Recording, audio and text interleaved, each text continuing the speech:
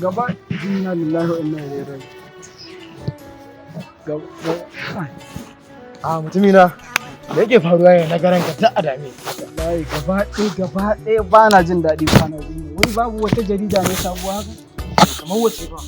Kawai jarida ka san mu farin cikin namu ne dole sai an ɗan samu wasu labarin daga haka.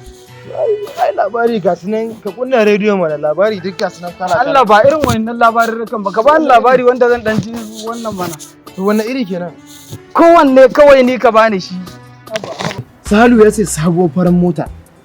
Wannan ai bakin ciki ka saka ni ina magana akan abin da kamar mutum zai asara haka shi ne zan dan ji farin ciki amma ka zo kana bani labarin wani saliya sai mota Kana da matsala. kaga da Allah bari Kana da matsala. yana da matsala Sai aka ma labari na farin ciki abokinmu ne fa.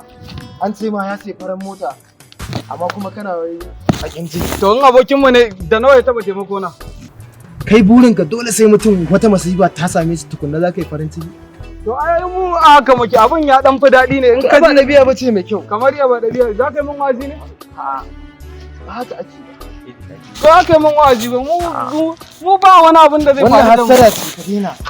kamar ya Hassara ce ka daina. Kai ma abin nan zai iya faruwa da kai. inna lillahi wa inna ilaihi raji'un inna lillahi wa inna ilaihi raji'un A irin abin da nake faɗa ma me faru da wayar? Inna lillahi wa inna ilaihi raji'un. Shikenan 60,000.